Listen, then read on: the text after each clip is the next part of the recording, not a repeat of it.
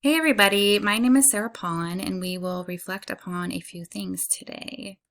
We will discuss the problem and solutions from my internship, what I learned from my internship, and my experience in the BAS ABM program. I was given a wonderful opportunity to do an internship in the HR department at Pierce College. I interned with Andrea from the training and wellness section, Jose from the safety section, Kim from leave accommodations, Carla and Pearl Ann from recruiting, and Omar from budget and admin. The problem I found was in the budget and admin section. I came to the conclusion that the budget was inaccurate due to communication issues, disorganization, and sensory overload.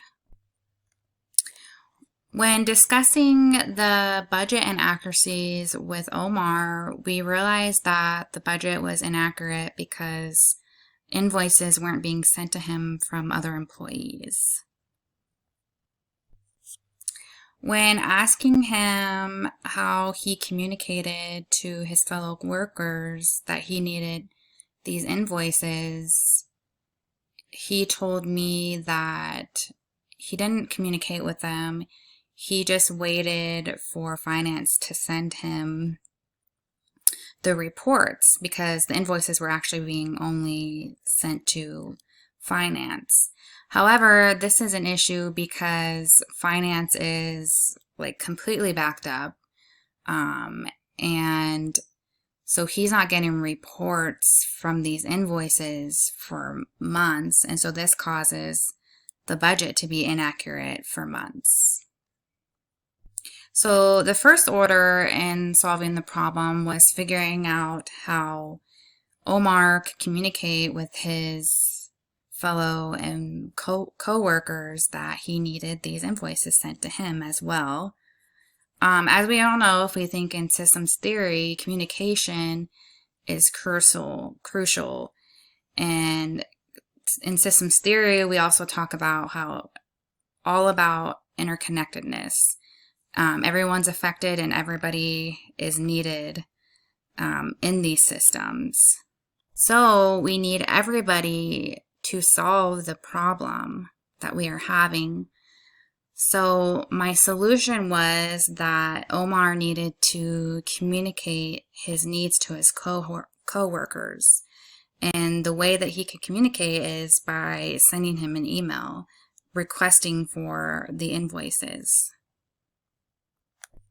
Next, we'll discuss the issue with the disorganization. When taking a look at his whole arrangement in his work environment, I noticed that there's no systems in place. There's no schedules or anything. And so the idea is that we need to get him more organized so that we can fix this issue. I was able to use what I learned in the SIS 136 class spreadsheet applications to solve this problem. What I ended up doing was we set up calendar events for routine bi-weekly emails to be sent. What these would do is they would remind him, hey, Omar, you need to send out an email requesting for these invoices to be sent to you from the employees. Next, we have the issue of sensory overload. When working with Omar and looking at the spreadsheet, I realized that he would take all day to complete the task of updating the spreadsheet, and that the spreadsheet was all on one sheet in Excel. And so you're constantly like you're scrolling and then, oh, maybe you lose your spot. So you got to figure out where you were. And it just seemed like Omar was just completely overwhelmed with this, which is why it took him all day. In our MGNT 395 Global Human Resource Management class, we learn about this. We learned that when you are managing people, you need to have emotional intelligence. You need to know how to read them. And that's truly how I think that I was able to figure out that he was having sensory overload. He's overwhelmed. And so this could cause some of the inaccurate issues too. So my idea to solve this issue was to create a new spreadsheet that had multiple tabs for each section instead of having the sections on just one tab. And so instead of him getting lost while looking through the one spreadsheet, he could do one section, update one section, and pause, not get lost, and then he would just move on to the new section. And I really believe that the SIS class also helped me design this. During my time, or at the end of my internship, I was able to present the new spreadsheet to Omar, and he was relieved and excited to try it.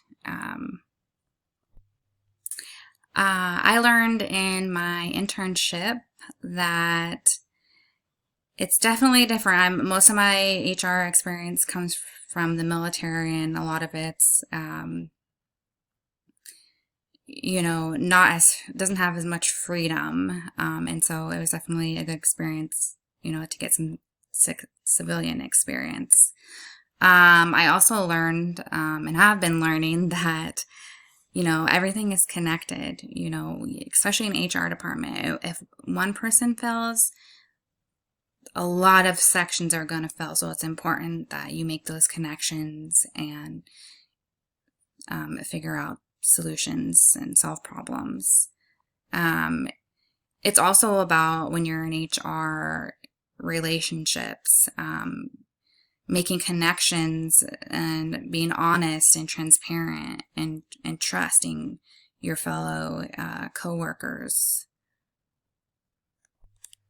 I think if Omar were to be transparent with his coworkers, this probably would have solved the issue a while ago. Maybe if the coworkers were aware that these issues with the budget being inaccurate could cause them to lose funds, which would, kind of disrupt the way that they operate. I think that they would be more careful and, making sure that they would have sent them invoices to Omar.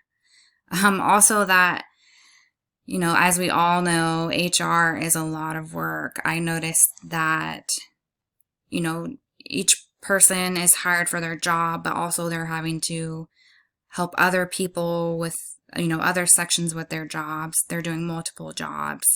And it takes that. It takes a team to do that, to be able to get the organization and the department to run correctly.